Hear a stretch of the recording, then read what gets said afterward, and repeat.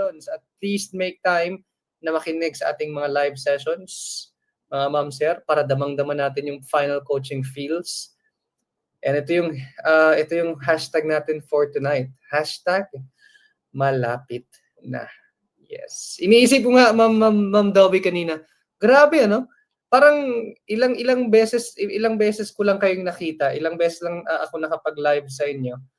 Pero kung tutuusin, nagla-live din kayo sa ibang coaches. So it's been a long journey for you guys. Parang instant lang sa akin kasi ilang beses lang tayo nagmi-meet. Pero for you, it's like ilang buwan. And yes, magfa-final coaching na po tayo. Magfa-final coaching ka. Malapit na. Malapit na mag-final coaching, malapit na ma-exam, malapit ka ng maging LPT. Amen and amen. Assalamualaikum warahmatullahi wabarakatuh. A few kifu na imbag nga rabii and mapya magabi. Good evening po sa ating lahat. Pasok. Ano ba hinihintay natin? Malapit na. So simulan na natin. Malapit na. Malayo na. Malayo pa pero malayo na. Tapos yung hashtag natin tonight is malapit na. Anyway, let's just proceed with number 91 kasi doon tayo nag-end last time, ano? Greek gods and goddesses. Dito naman po, number 91 po tayo. Again, number 91, pakilagay ng number bago ang item, ma'am sir. Again, number muna bago ang item. Let's go! Oh, sorry. Math agad. Sorry.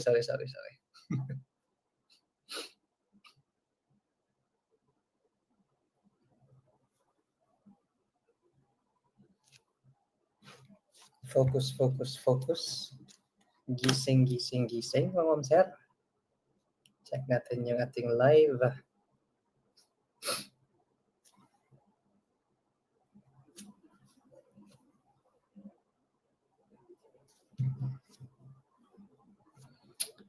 Buena mano o buena malas?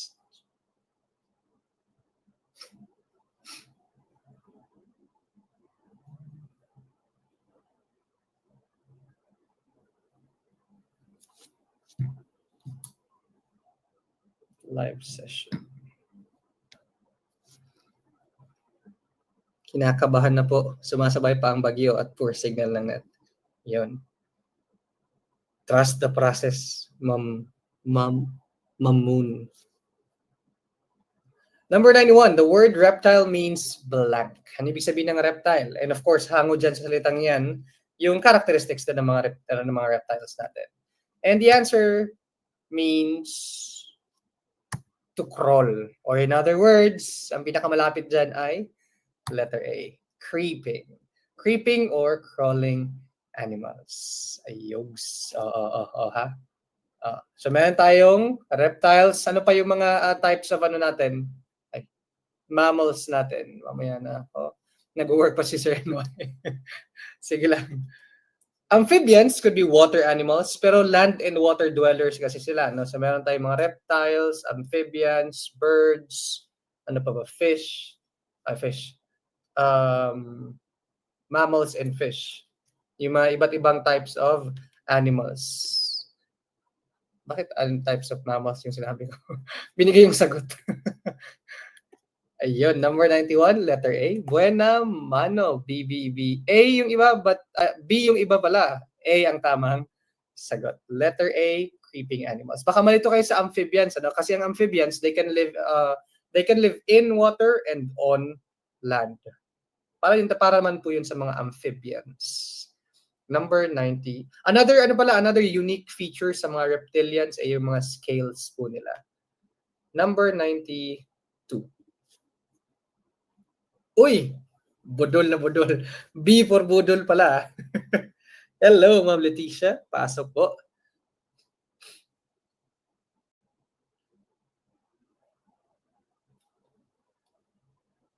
Akala ko hindi ako makakapag-live tonight. Kasi nag-take na ako ng gamot. Nalarasahan ko pa yun.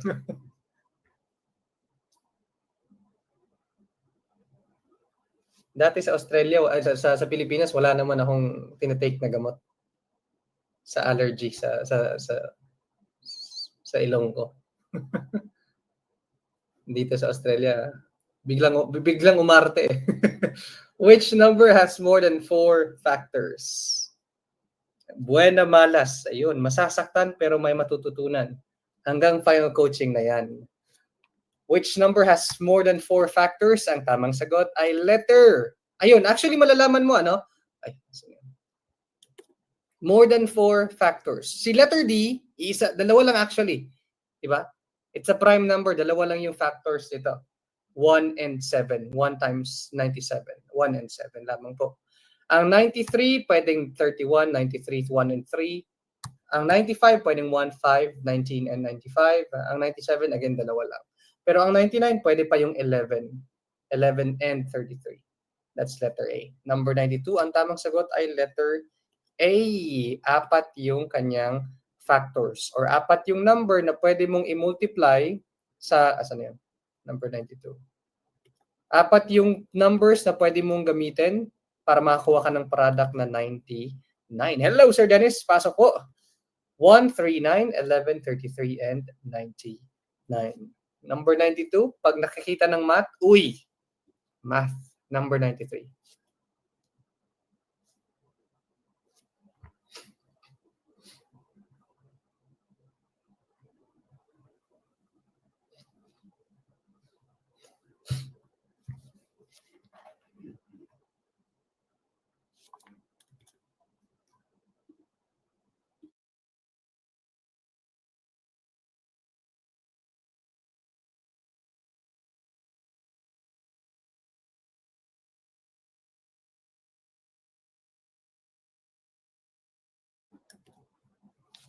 Of the following situations, which one is not accelerated?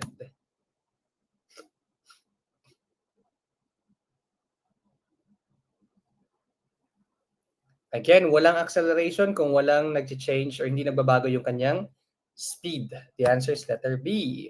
A ball rolling down, nagbabago yan. Lalo na because of, gravity. 10. Letter D, a stone which is free falling. Again, nagbabago din yan dahil nga may speed yung gravity, nag-change. Letter C, an object is whirled horizontally in uniform circular motion. Tapos humihina ng humihina. That's still acceleration, ano? Again, ang acceleration po, any change sa speed ng car. Pwedeng bumilis or pwedeng bumagal. Still acceleration yan. Acceleration and deceleration. Parehong acceleration yan sila.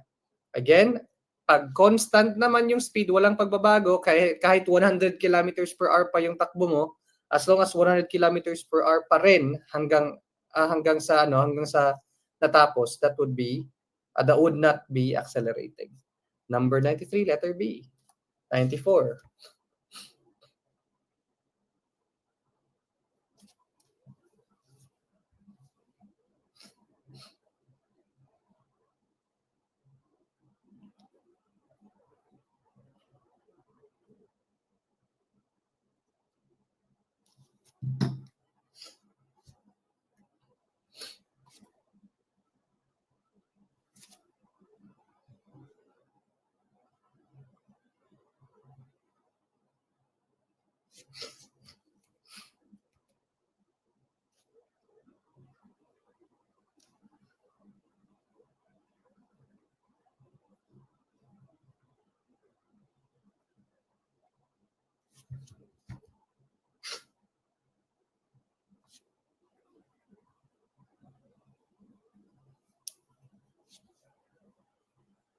Being a rationalist in life, what was the reported request of Dr. Jose Rizal to his executioners in Bagong Bayan?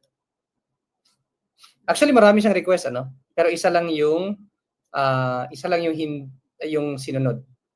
Number 94, ang tamang sagot is not to shoot him at the back. Ano yung rason? Sige nga, pakilagay sa comment section. Ano yung rason? Bakit ayaw niyang execute, ayaw niya magpabaril habang nakatalikod siya? Rationalist kasi siya. Nagbibigay talaga siya ng reason in everything. Napaka-meaningful ng mga requests niya. And that is because, sabi niya, hindi naman siya tumalikod sa bansa niya. Hindi niya tinalikuran yung Pilipinas. So as much as he want to, hindi pinayagan. And also, another request. Oh, sorry, ayan na nga. Not to shoot him at the back. Ano pa yung isang request niyo sa Rizal?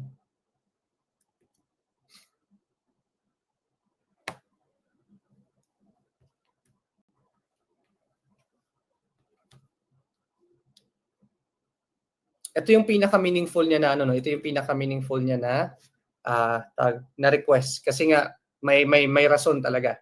Bakit? Kasi hindi naman daw siya tumalikod sa bansa niya. Another request is yung hindi daw sa ulo dapat. Pero yun lang. Ayaw niya lang talaga sa ulo siya matamaan. Ayun. Letter D naman yun, not to shoot him on the head. Pero more meaningful ay yung letter B as a rationalist. Anong oras dineklarang patay si Rizal? Malamang nung pagkabaril sa kanya, patay agad. Anong oras yon? Pati oras, merong ganun merong tanong na ganun sa exam. That's around December 30, 1896 and 7:03 a.m. Saan naman sa ililibing?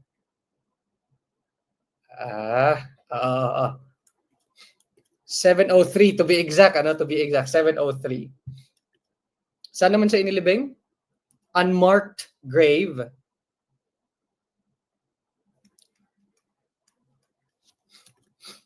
And ano pa ba?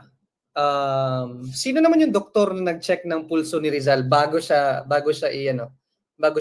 i-execute?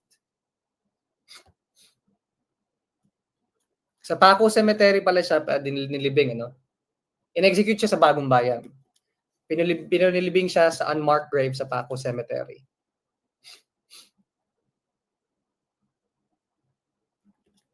And si Dr. Felipe Castillo, siya yung nag-check sa pulso ni Rizal na napakakalma daw for a guy na bibitayin. Sorry. Napakakalma daw niya for a guy na bibitayin nung chinek ni Dr. Felipe Castillo yung kanyang pulso. Yun. Again, namatay siya or in-execute siya sa Bagong Bayan pero nilibing siya sa Paco Cemetery. Yogs.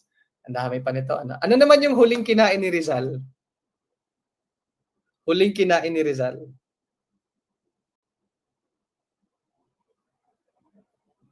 Huling kinain ni Rizal, huling sinulat ni Rizal, huling sinabi ni Rizal.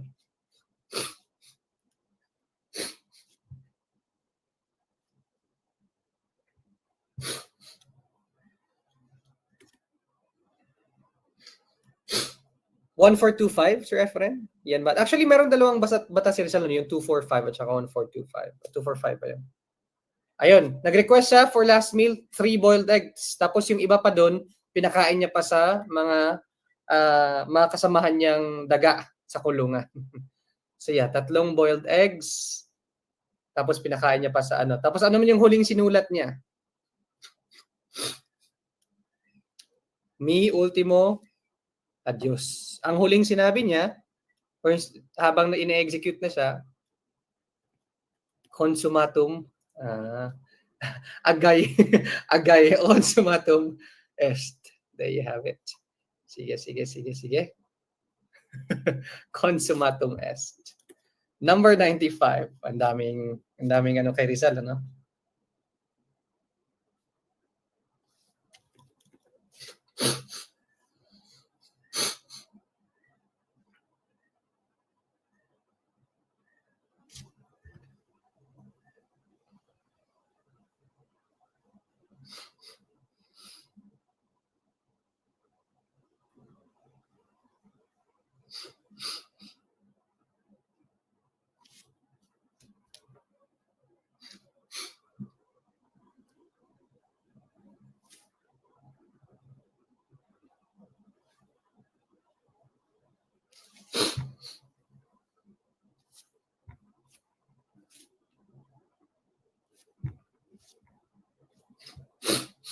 which clearly defines neoliberal economics or neoliberal capitalism.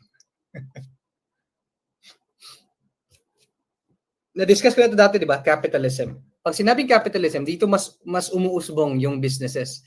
Kasi wala masyadong batas na nagko-control sa kanila. Kagaya ng sa US, ang lalaki ng mga companies, Apple, Facebook, Google. Kasi nga, hindi ganun ka-stricto yung batas. Kung i-compare mo sa communism, ano? So ano ibig sabihin ng capitalism or neoliberal capitalism? It's still the same thing. Again, it discourages law and standards that would interfere with the flow of capital. Ang focus nila is mapausbong talaga yung businesses. Again, basta businesses yung focus, capital talaga, ano? Capitalist. Number 96. Ayun, letter B. Nice, nice. In its charter, ASEAN nations are described as blank.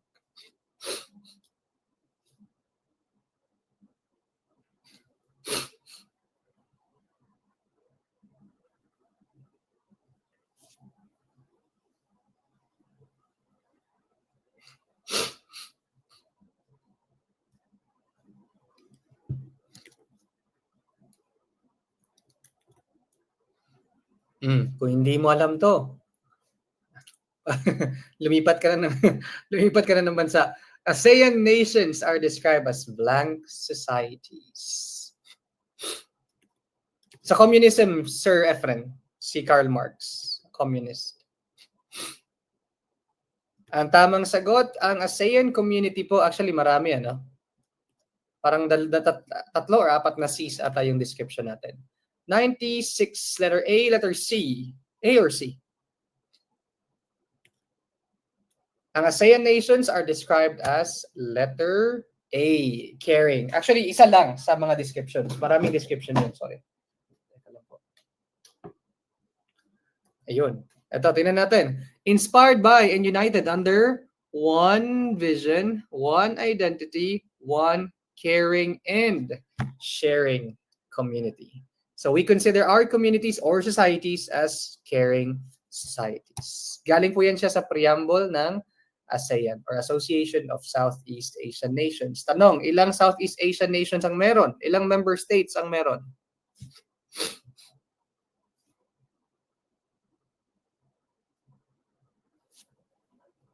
Ilan meron?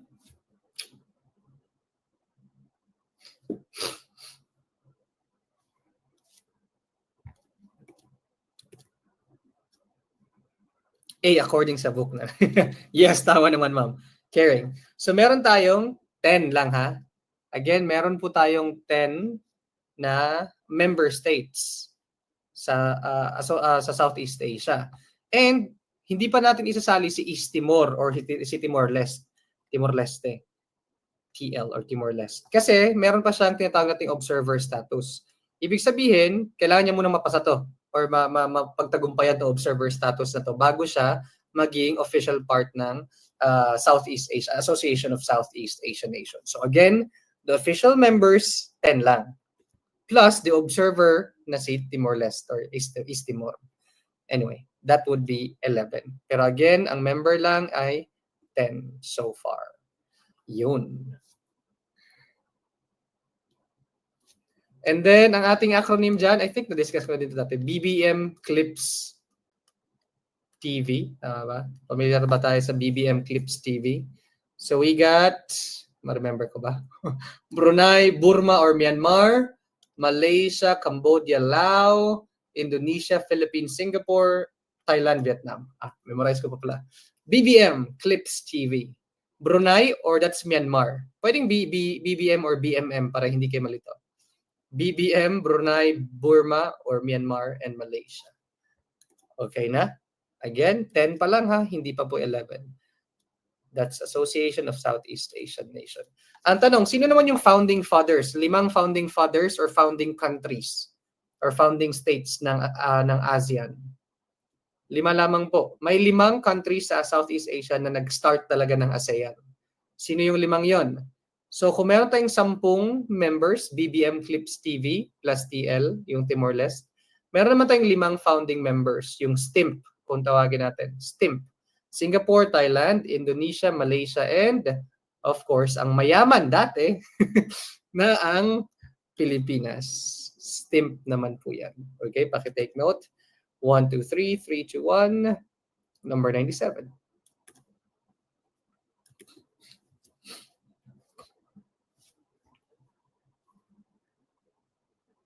Ito na yung mga...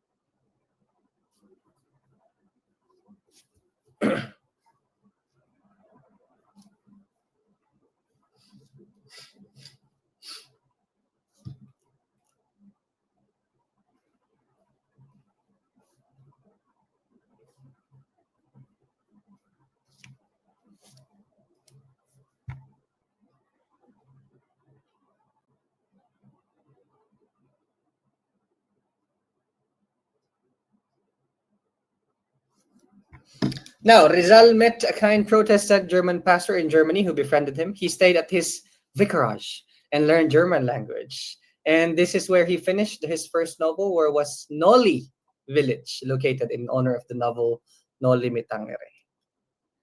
Number 97. Oy, that's letter A. Wilhelmsfeld. Noli village pa, no? Wilhelmsfeld. Ang Berlin City na po yan. Again, number 97, letter A. Paki-SS, 1, 2, 3, 3, 2, 1. I think ang iniisip nyo yung publication ng Noli Me Tangere. Yan yung Berlin. Tama? Or Bernoulli, yan, Bernoulli, at saka Gentfili.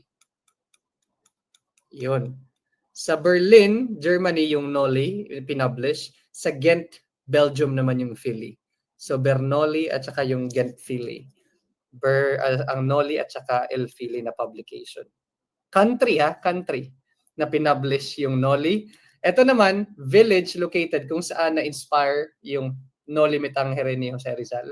And yeah, it's just a village.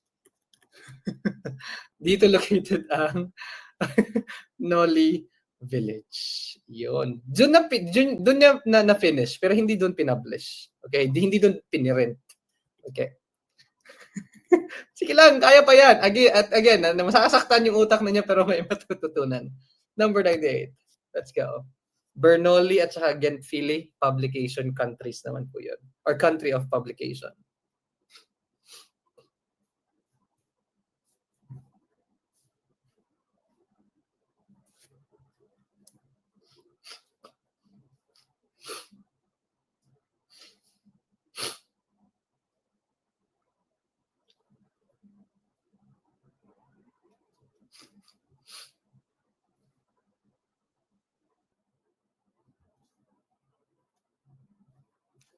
It is one of the modifiers of human act that takes a physical force exerted on a person by another free agent, compelling said person to act against his will. Alam nyo na yan. Physical force.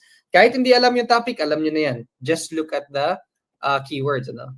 It uses physical force. Nalulutang na. Di ba? Latent learning, ika nga. Di ba? Ni Tolman. Latent learning. Malulutang ka, pero lalabas lahat ng learning mo kung kailan kailangan. Hindi pa kailangan ngayon. sa exam. Number 98, that's letter B, violence po. So ito yung mga modifiers. Tawag natin dito mga modifiers of human act. Yun, understanding the self, or ethics pa to. Anyway, so dun tayo sa ignorance. And ignorance basically is the absence of knowledge. Ayun. Ito yung mga nagpapabago sa or nag-influence sa mga actions and decisions sa mga tao. First, we got ignorance. We also got passion. Itong passion naman, unlike ignorance, fear, and violence, ito yung positive emotions natin. There you go. And then, pag extreme positive meron, pag extreme negative meron din. Pag passion mo naging negative, it can be hatred, horror, sadness, and despair. Again, it can influence your actions. Fear naman is the disturbance of the mind. So kung si passion yung emotion, si fear naman, it disturbs the mind. Okay? Wala pang physical violence na nangyayari sa'yo, pero feel mo meron. That's fear. Nadidisturb yung utak mo. Violence naman, it's the physical force exerted para gumalaw ka. So ito, para siyang physical threat. Para gumalaw ka or gumawa ka ng mga bagay na ayaw mong gawin or gusto mong gawin. Masochista. So we got ignorance, passion, fear, and violence. Number 99.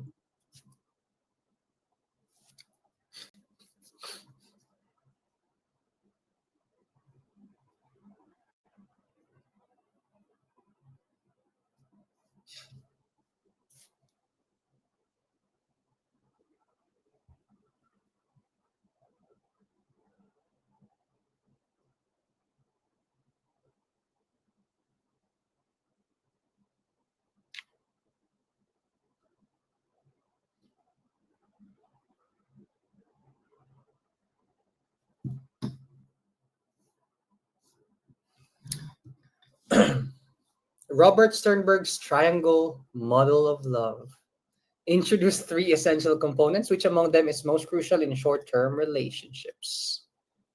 Kapag short-term relationship daw, asan dyan yung, ano yun, most crucial.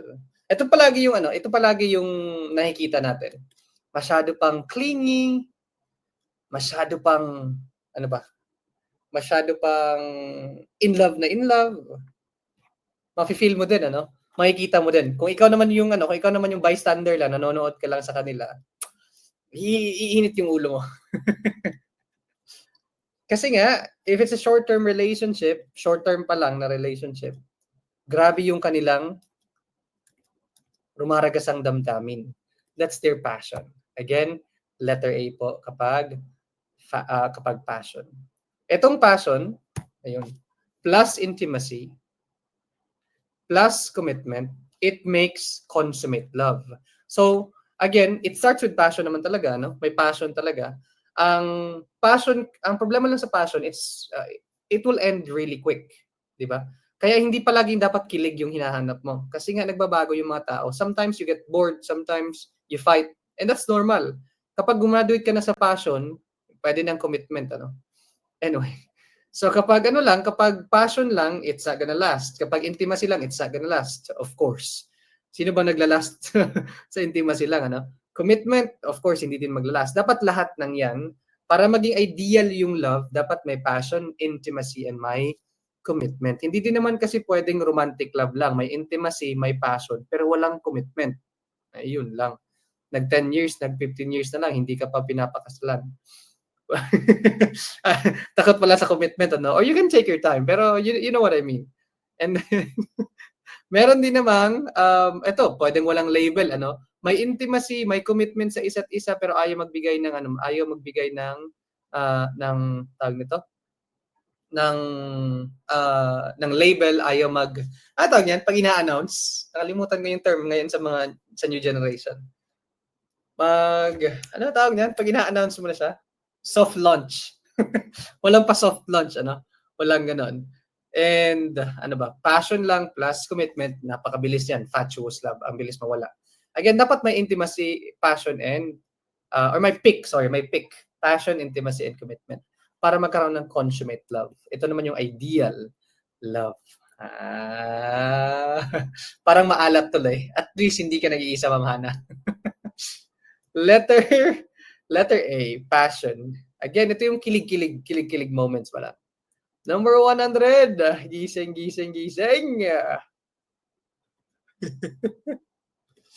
Sige nga.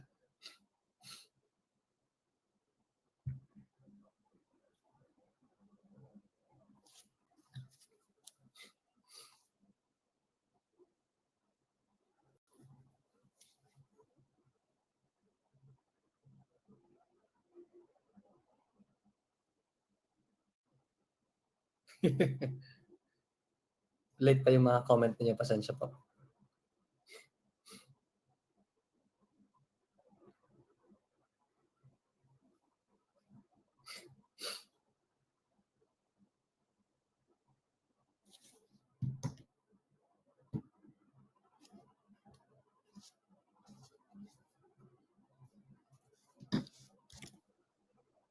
Passion involves pati sexual desire. That's it.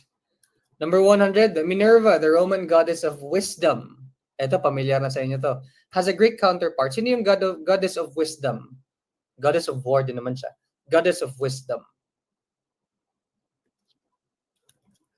Easy peasy. Letter C. Athena. Sino naman yung sagot natin last time? Siya yung Greek god, Greek messenger god. Or messenger of the gods. Greek ha? Ano yung pangalan niya sa Greek? Sa Greek mythology? Messenger god? Is it Hermes or Mercury? That's Hermes kung sa Greek mythology. Ito. So, itong Juno, Venus, itong mga planets, again, that's Roman. Again, nauna yung G bago yung R, si Greek. Tapos, yung mga Romans, dito na tayo nagbase ng mga planets din natin. We got, asan na si Minerva, Goddess of Wisdom, and si Athena. Goddess of Wisdom and War. So, kung meron tayong God of War na si Mars, meron din tayong Minerva. Ares and Athena. Yun. Mahilig sa letter A pala, yung Greek ha. Hermes. Oh, hindi na mamubudol kay Hermes. Number 101. Who coined the term United Nations in 1942? Oh.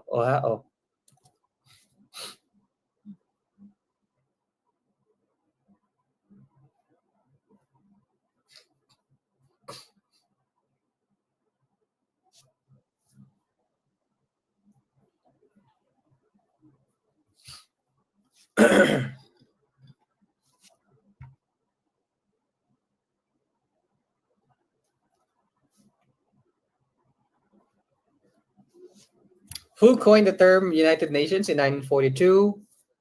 Kasagsagan to ng World War II. Yeah.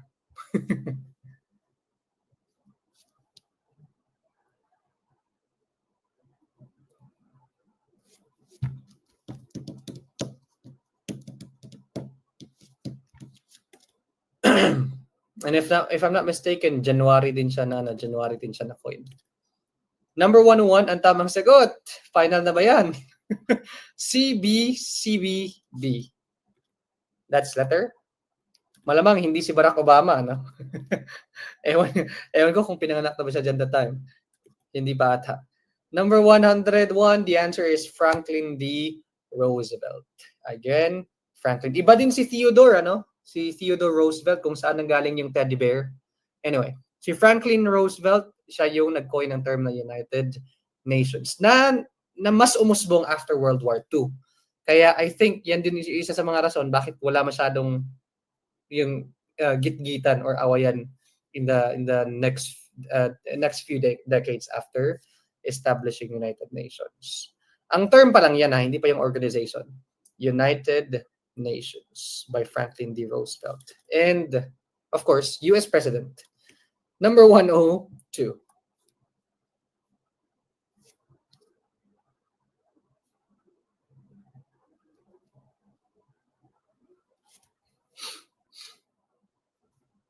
Pang prof ito na tanong eh. Pero ginagamit sa Gen Ed din.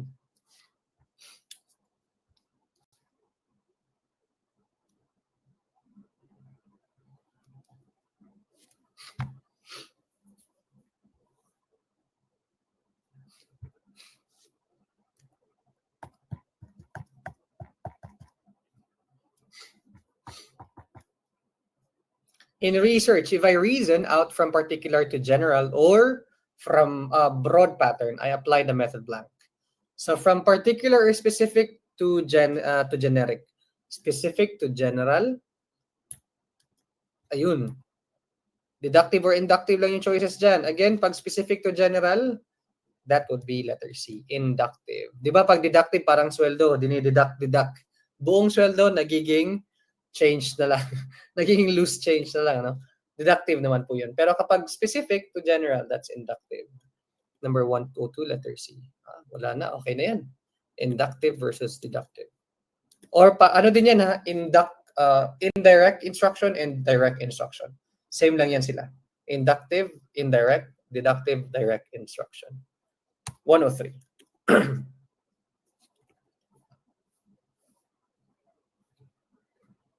Kanina tinanong to. Yung Noli Village sa Wilhelmsfeld. Sino naman yun?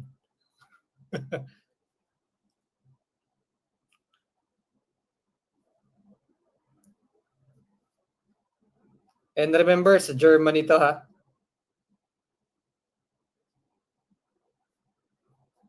German pastor to. So dapat yung pangalan niya tunog German din. Hindi tunog English, hindi tunog Spanish. Oh. Oh. Oh ha, oh. Yeah, specific to general inductive, Ma'am Hannah. Just think of it as ano, parang you go in. Specific to general. You mix them together, you go in. 103. Tunog German din yung pangalan. That's Carl Uma. Number 103, letter A. Hindi Ortega, hindi Santos, hindi Espanyol. Protestant, German Protestant. German pastor. Letter A, Carl Urma. Number 103. 104.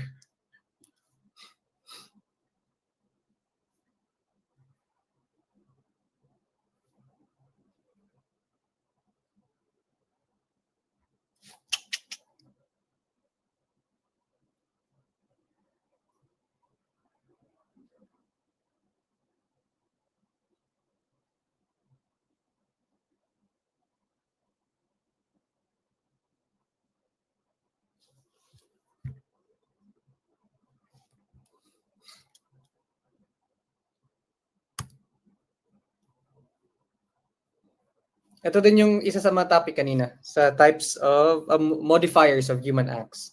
Hindi ko lang diniscuss kasi may isang tanong. Ayaw magpalamang. 104, a type of ignorance that is entirely involuntary and hence removes moral responsibility. Hindi mo sinasadya. So although you sounded ignorant, nakasala ka, pero again, it's involuntary. Tawag natin doon ay yun, invincible. Pero kapag naging ignorant ka pa rin sa mga kasalanan and you voluntarily do it, you voluntarily do it, and then again, alam mong may kasalanang mangyayari or may kasalanang mako-commit, pero ginawa mo pa rin, again, that's vincible naman po. Anyway, okay, balik natin. Ayun. So ito po, so merong apat na classification, vincible and invincible, affected, supine, or gross ignorance. Doon tayo sa vincible and invincible.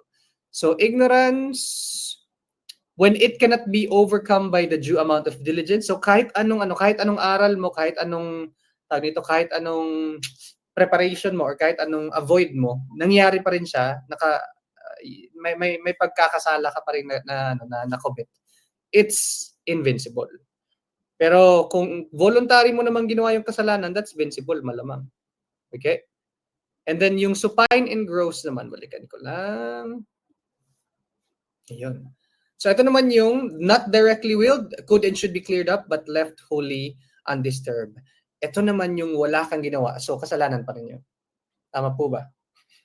Kung wala kang ginawa, alam mong mali, pero wala ka pa rin ginawa, that's supine or crass. Pero that's still a mistake. That's still sin. Yan. Number 105.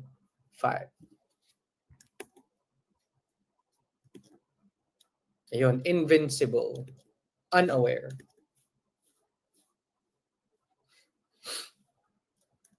Kaka-discuss lang natin yan, ha? Ang laki ng reaction nyo sa ganong topic kanina. It's known as the ideal love or ideal form of love.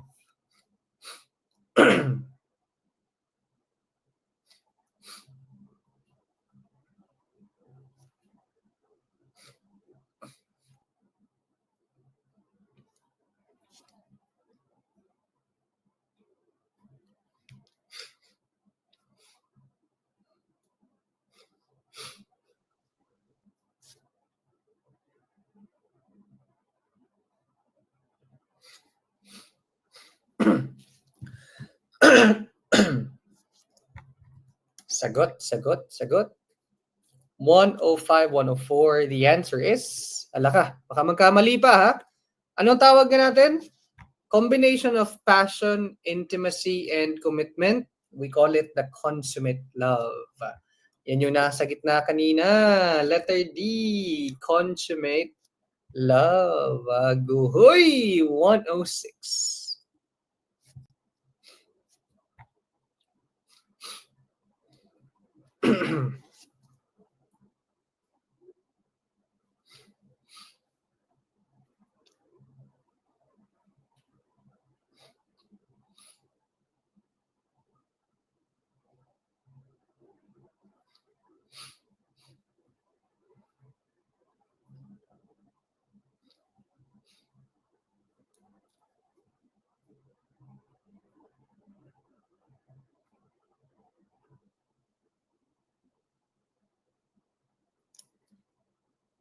Who were two artists and Da Vinci's famous students who copied the Last Supper?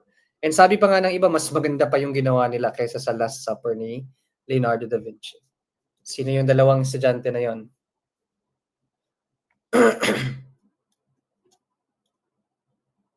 Ginaya nila yung Last Supper and akala ng iba si Da Vinci din yung gumawa. Mas nagustuhan pa nga ng iba yung Last Supper na ginawa nila. Painting. Yon. Bigyan ko kayo ng clue. Si Gibo po yun. Gibo. Again, si Gibo. Giampetrino and Boltraffio. Letter A. Again, si Gibo po yun. Giampetrino and Boltraffio. Letter A ang tamang sagot. Oh, gising. Isa pa. gising. Again, inaalat, masasaktan, pero maraming matututunan dito ngayong gabi. 106, sige po, wag kakalimutan ng mga estudyante ni Da Vinci. Letter A. Bilis maka letter A. 107.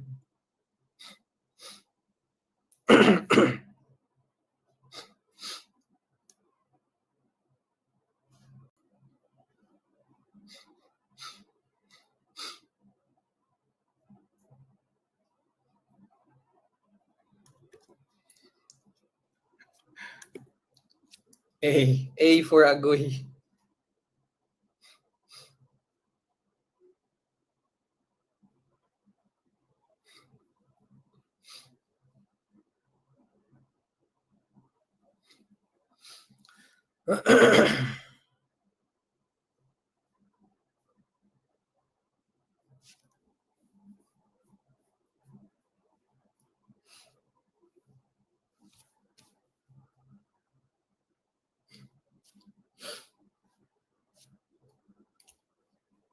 These two words lack correlation. Ibig sabihin, walang walang correlation. Kaya nga pinili ko yung Gen Ed kasi feel ko mas kailangan natin ng more items sa Gen Ed. 107. Kasi sa Prof Ed, kahit situational, nakukuha niyo pa rin naman. Yun yung highest form of Prof Ed questions. Situational. Nakukuha niyo pa rin naman sa sa tawag nito. Comprehension. At saka keywords. Iba kasi yung Gen Ed, it's more factual. Anyway, these two words lack correlation, wala silang relasyon. Hindi sila synonymous, hindi din naman sila antonyms. Wala talaga silang relasyon. Anyway, letter A, forcible, violent, that's their synonymous. Fictitious, false, synonymous din po yan. D or B? Formally and conventionally or indict. Silent C po yan, indict or to write. The answer is letter D. Indict means to accuse or akusahan yung isang tao ng isang krimen, to indict them. Ang write naman means to mark or to magsulat, malamang. Indict and to write. Hindi sila synonymous, hindi din sila antonyms. Ang formal or conventional or traditional, they are synonymous. They're related naman po. At least na itama. 107, letter D. 108.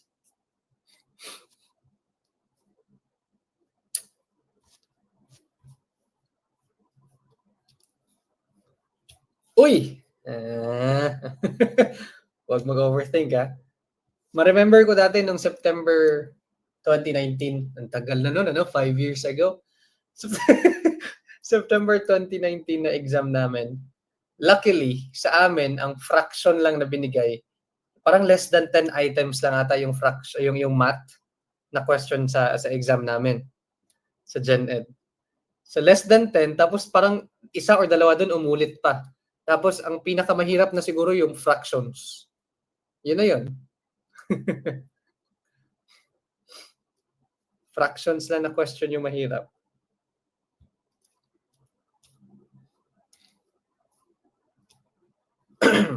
So ipag-pray natin na kaunti lang din yung math.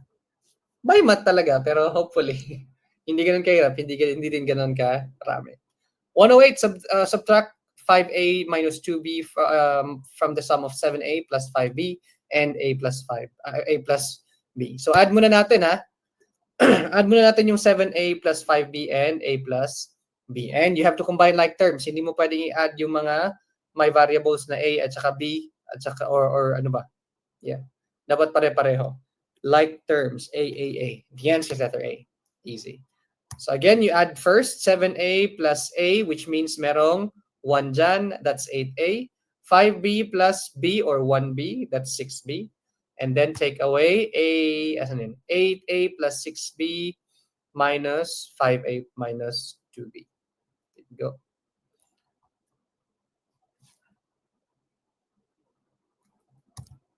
Tama naman pala. A.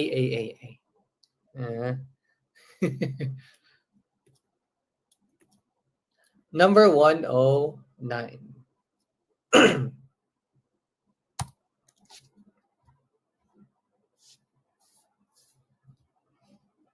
Akala ko walang sumasagot kasi math. Meron naman, kaunti.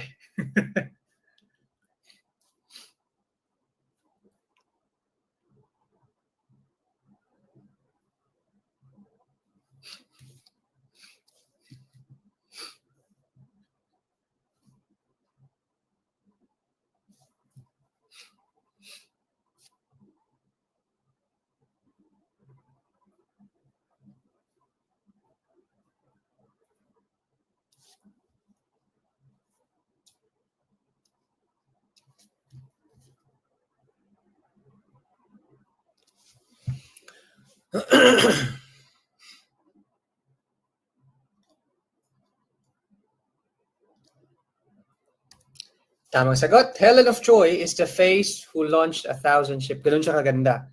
The answers B. Parts of a whole, ano? Hindi ka naman nagbibigay ng nickname. You're using part of a person to represent the whole. Yung face ni Helen. Letter B. That's Synecdoche. Letter B. Ang tautology naman po, ano bang magandang example?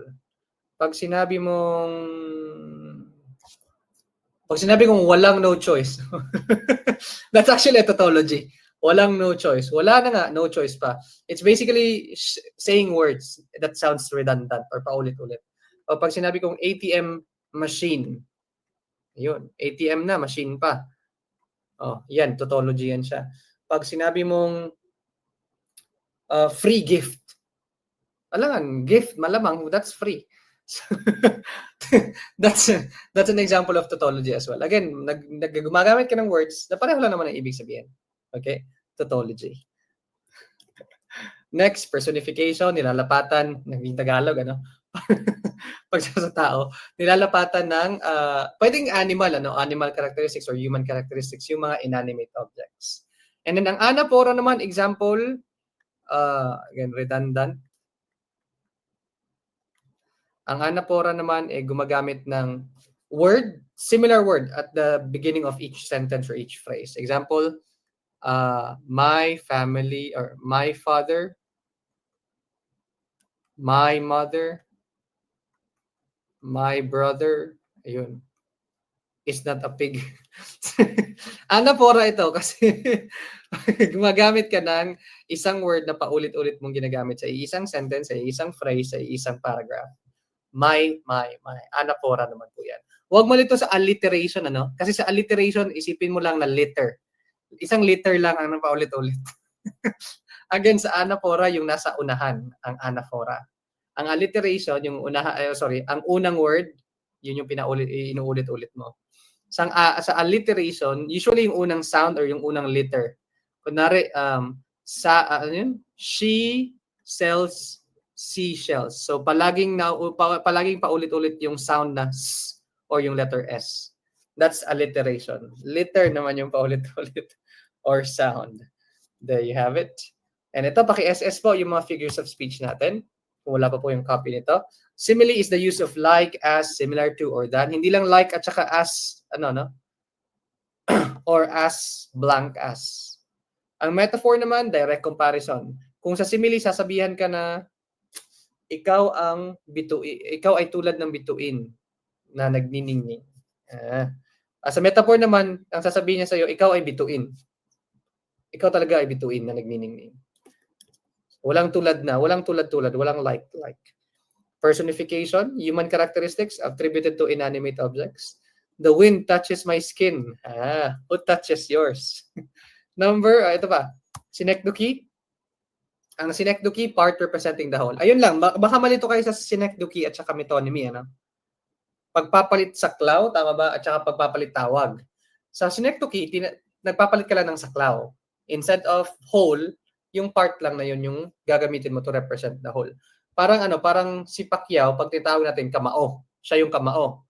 Kasi nga, instead of si Pacquiao talaga yung i-represent mo, yung kamao niya lang. That's synecdoche. Ang metonymy naman, an example of that would be metonymy, nicknaming. Yeah, metonymy. Ay, meron naman metonymy mamaya. Example, pag sinabi nating, ano ba? Ano ba example na mga nickname? Ito pala. Ba't nagpapakahirap pa ako dito? The Malacanang announce a holiday. Instead of saying the government, we have a nickname for the government, and that is Malacanang. Or pag sinabi mong, ano pa mga nickname natin? Nakalimutan ko yung mga examples ko dati, just me, Marimar. The Queen. The Crown pala, the Crown. The Crown announced a holiday, or meaning yung hindi yung Queen yung nag-announce, kundi yung Crown, which is a name substitution for the Queen na nangyayari. Apostrophe naman or pagtawag when you call someone absent or abstract. Example, oh Diyos ko. Or let cutie, di ba? Abstract naman yung let, di ba? It's a situation. It's ano ba tawag nito? It's a test. O di kaya absent. Pag sinabi mong, oh, mahal ko, single ka naman. So, apostrophe, apostrophe din yan, pagtawag. Hyperbole, exaggeration, alam na yan. I can eat an entire horse or an entire elephant. Yun yung mga basic examples. Awaited millions of years, COA. Ilaw, ayun pala, Sir Jonard, sa Filipino, puro English yung ginagamit ko. Ilaw ng tahanan, name substitution din yan. Palagi yung lumalabas sa exam. Hindi palagi, pero ilang beses na lumabas.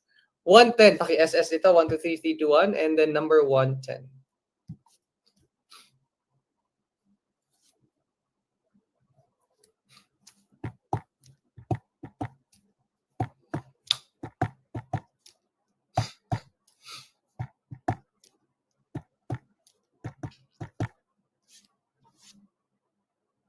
Sagot.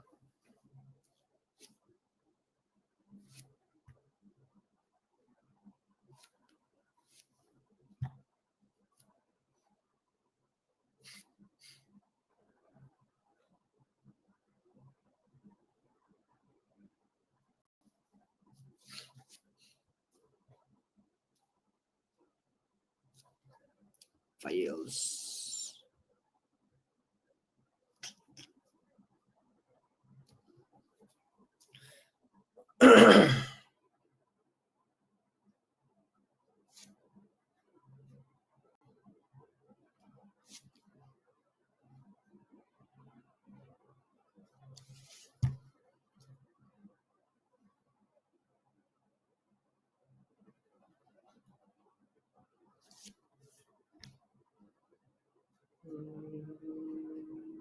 Live. Ayun. Number 110.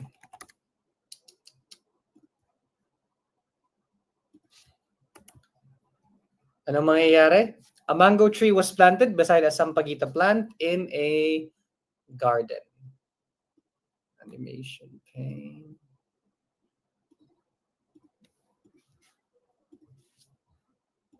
Tamang sagot, there would be letter C. Competition, lalo na sa nutrients and sunlight, malamang. So magko-compete sila sa sunlight kasi nga si mango tree mas tumataas, si sampaguita bumababa. So malulugi si sampaguita. There's gonna be competition. Example naman natin, if meron kang tiger at saka meron kang deer, anong type of symbiotic relationship naman po yan? Again, meron kang tiger, meron kang deer. Or in other words, meron kang predator, yung tiger, meron kang prey, yung usa. Yan naman po ay predation. Yun. Ito. Mutualism, pakita ko lang muna. Mutualism, if both organisms benefit, kagaya ng carabao at saka ng may mga ibon na kumakain ng nila ng kuto. So that's mutualistic, as mutualism na relationship. Commensalism, the other organism is neutral.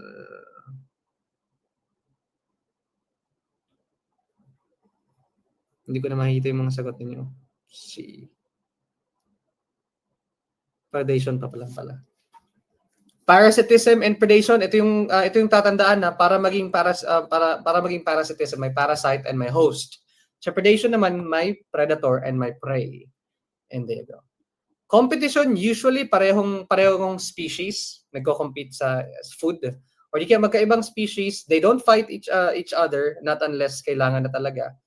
But they always compete for food and for space. Ayun pala. Competition naman po yan. Paki-SS, 5 basic symbiotic relationships. Number 111.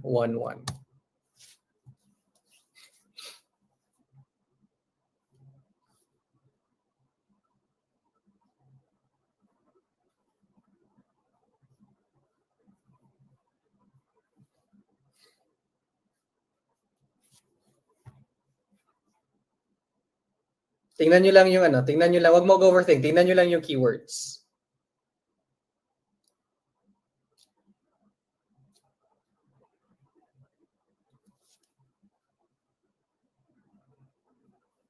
Kasi ang tanong, what is not among the many topics which the political scientist needs to directly consider from a psychological approach to improve statesmanship? Psychological siya. Malamang hindi financial or physical assets. Propaganda, it manipulates the mind, public opinion, pressure groups, lahat po yan psychological approaches, psychological tactics. Maliban lang sa financial assets. That's your physical asset. Hindi po kasali ang financial. Again, psychological, utak yung labanan. Propaganda, swaying public opinion, or pressure groups yung gagamitin. Number 112. Parang ayaw niya nang sumagot ah. Kaya po ba? Letter A. 112 naman.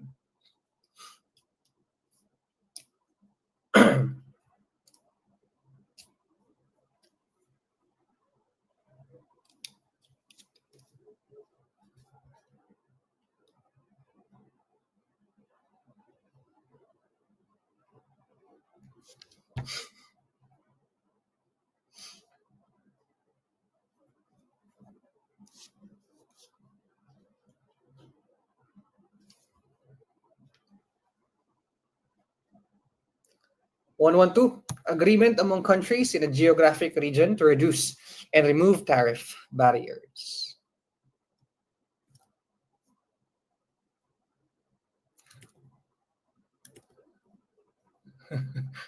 Sometimes. Tama naman, Sir NY. Sometimes nagiging psychological yung finance. 112, tamang sagot. It is economic, that's for sure. Ang tawag natin dyan, ang proper term po dyan ay yung economic integration. Sa ASEAN, meron tayong tinatawag na ASEAN Economic Community or ASEAN Integration. ASEAN Economic Integration. AEC. ASEAN Economic Community. Yun. Ibig sabihin, iisa na po yung flow ng economies natin. Especially if we do trades or tariff, mga ganon, iisa po. Kaya if you're from the Philippines, gusto mo magturo sa kahit anong bansa sa Southeast Asia, mas madali lang. Kasi part din yan ng economic integration natin, sharing of labor forces. Number 113, integration. Economic integration.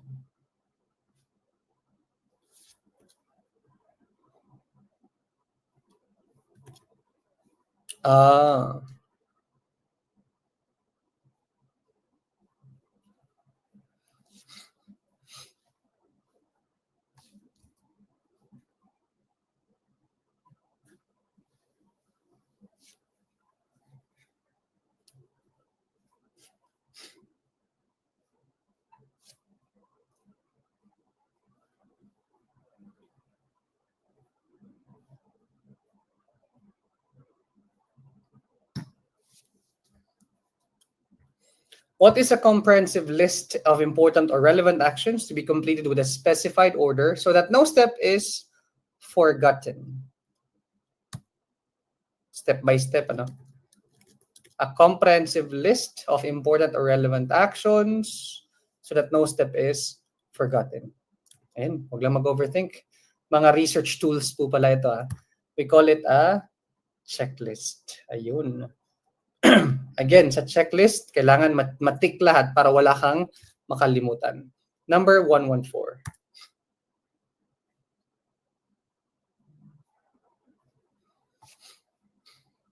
Ayan. Alam nyo na yan, ha? Noli at saka Elfili kanina, sinabi ko na yan.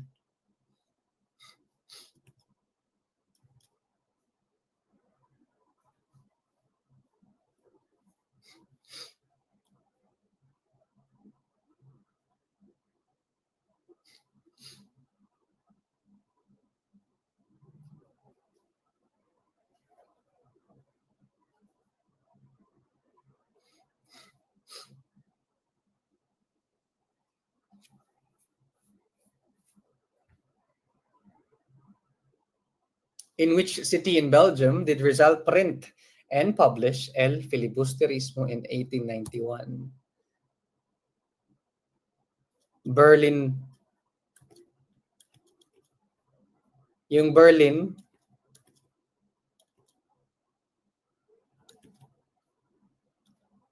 Bernoulli.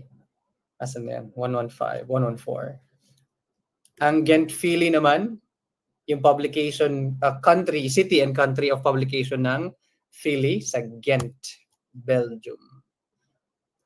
Huwag malilito sa ating Berlinoli or Bernoulli at saka Gentvili. 115. At saka huwag din malito dun sa Wilhelmsfeld. Sa inspiration lang ng Noli. 115. Ethics.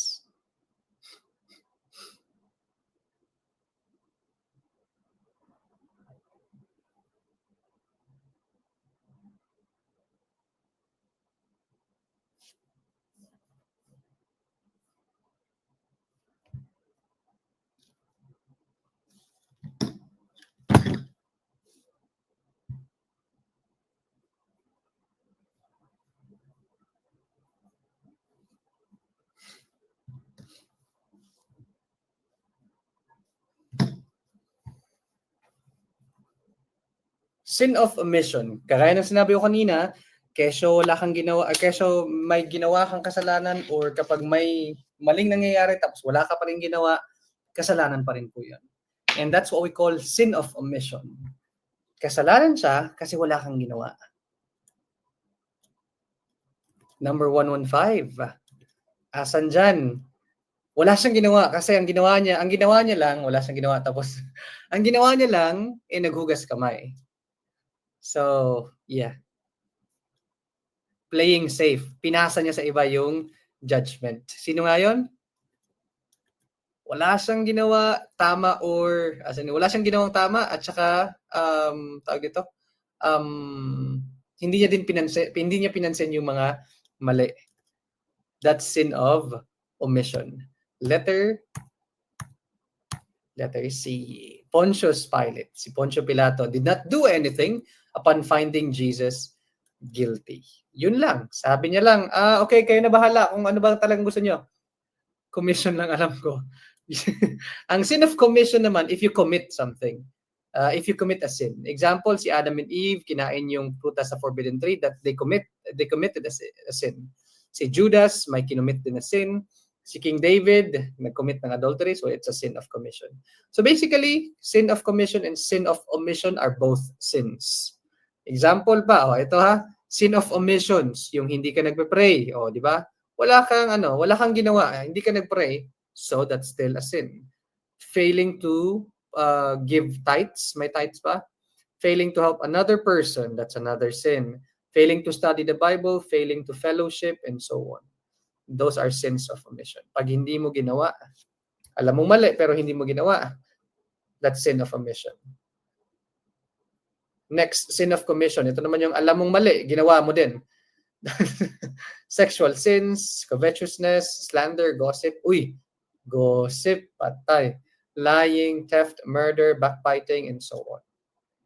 Commission and omission. Again, ang point lang yan, parehong sa kasalanan. 116.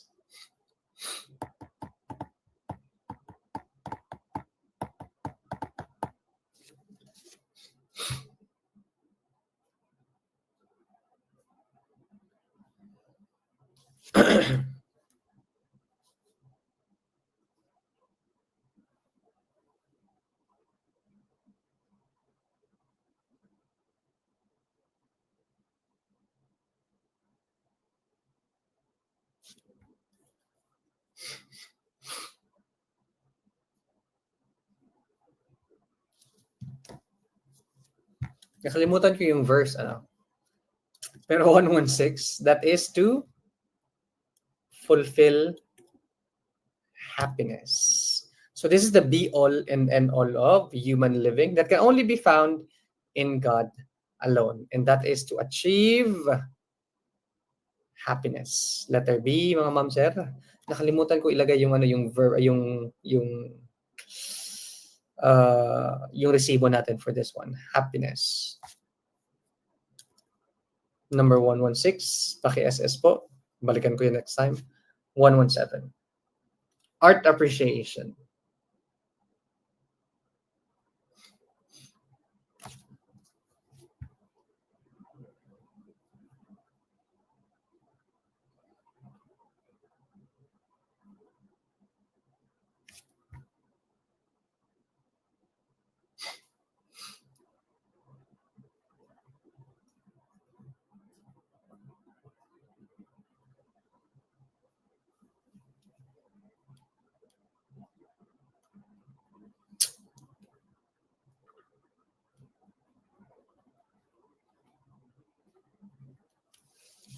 In painting The Last Supper, Leonardo's intention was to narrate the blank.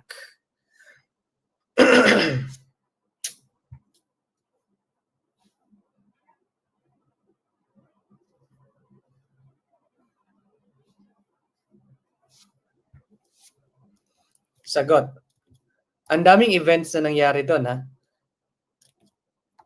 1-1, minus 10 pa sa langit. 1-1-7. That's letter A. Event as found in the four Gospels of Matthew. Ito na, Matthew, Mark, Luke, and John. Ito yung pagpakanganak, yung crucifixion, yung ministry, yung crucifixion, and Last Supper pa, before yung crucifixion, and so on. And it also shows us kung gaano nagalit yung isa sa mga disciples ni Jesus Christ. And yung akma niyang yung merong premonition daw na akma niyang puputulin yung ear ng isa sa mga sundalo. Pinapakita din doon na si Judas yung magbe-betray. Again, lahat ng events na yon part po siya ng book ni Matthew, Mark, Luke, and John. And nasa Last Supper po yun. Kaya ganoon na lang daming issues, daming interpretation yung Last Supper. Kasi yun yung gusto ma-capture ni Leonardo. Hindi lang yung pagkain, hindi lang yung pag-inom ng blood of Christ. That's not it. Ang daming parang mga premonitions na nilagay ni Leonardo da Vinci doon. Ayun. Next. Ayun, washing of feet. Isa din yan, Sir Efren. 117. Letter A. Events dapat. Events as found in the 4 Gospels. Not the introduction, of course, kasi yan yung final meeting nila. Greet and of the apostles of Jesus. That's just one. And the communion as well. That's part of it. So ito yung mga tinatawag nating events found in the 4 Gospels. Number 118. -1 sa left, -10 sa langit. Mag-pray bago matulog. Mag-pray bago matulog mamaya.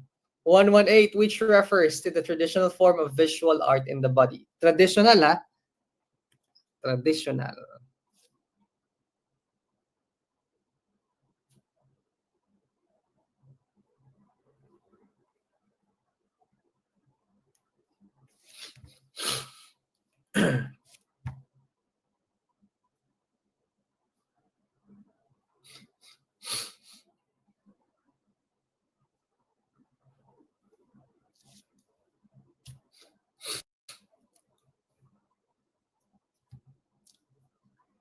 Ito lang. It is traditional form of visual art in the body. Sometimes makikita mo, hindi siya nagda-dark, pero ewan ko anong culture yun. Yung parang may mga bump sa katawan nila, sa skin nila. That could be one way, cutting it, burning it, branding the skin.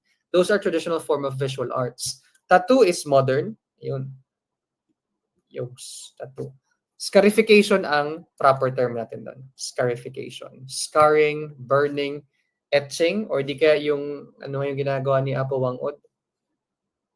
Again, the proper term for that would be scarification. Hindi po tattooing. Letter A. Oy, number 119.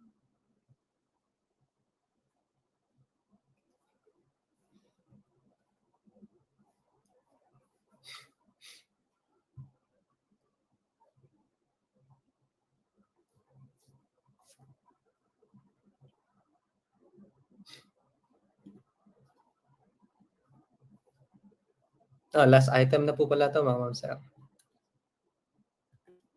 That's so good. Natapos natin yung last set natin for Gen Ed.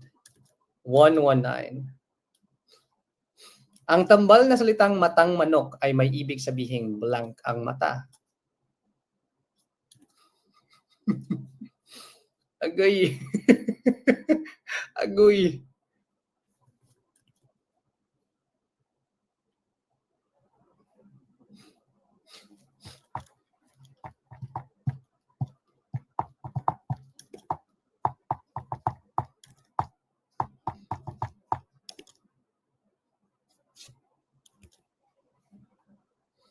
Ano ibig sabihin ng matang manok?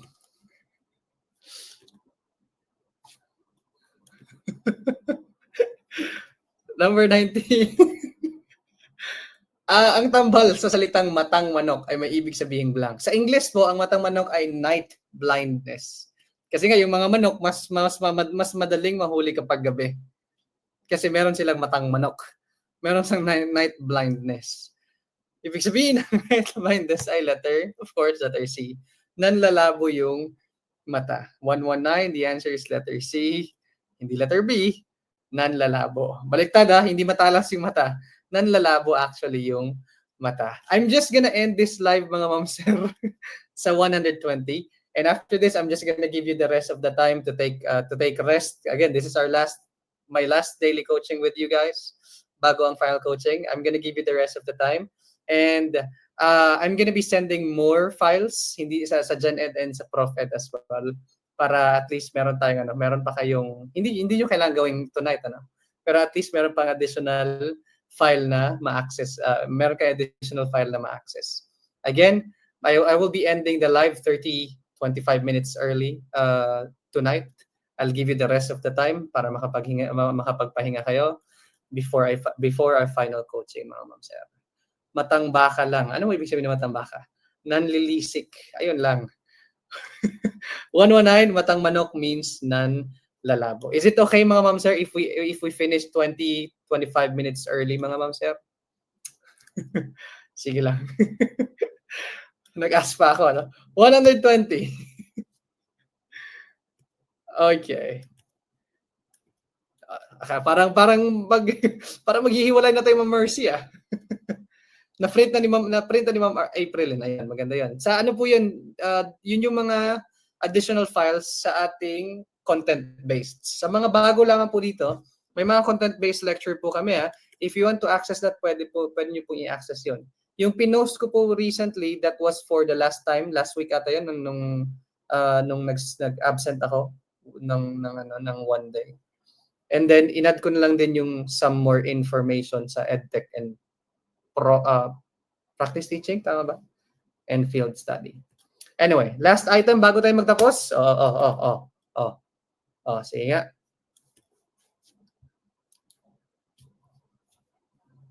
Sige, at least makapahuway po tagamay. 120. Pwede siya ma-print, Ma'am April, ano? Ayun, at least ma-print siya. Number 120, which of the following paintings earned 1 Luna? I think nabigay ko na tong item na to. Tama ba?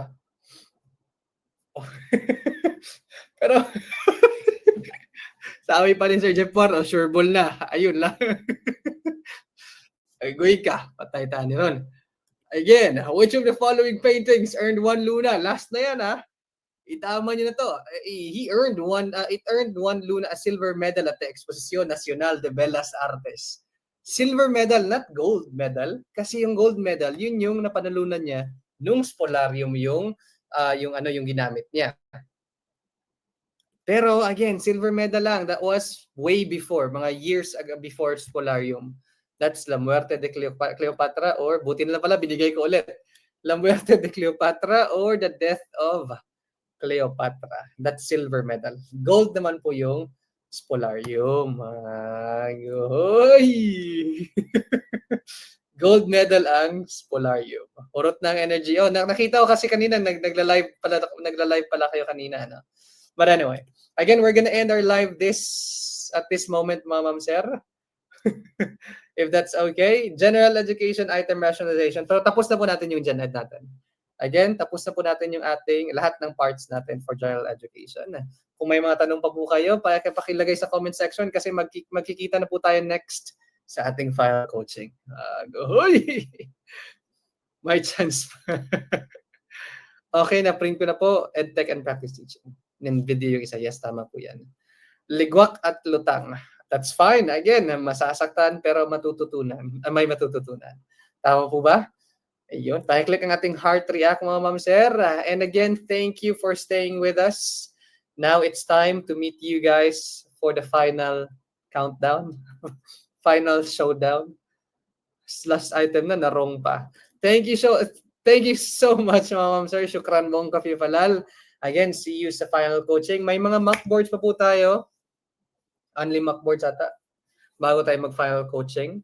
Take the time. I think meron din tayong 2 days na break at least. And this day, bibigyan ko kayo ng mga 20 minutes. 20 minutes lang yung binigay. But anyway, ma-access nyo po yung files for Efren based sa pinost ko. Nandun na po siya sa pinost ko. But anyway, I'll be giving you more files para sa Janet and Prophet as well.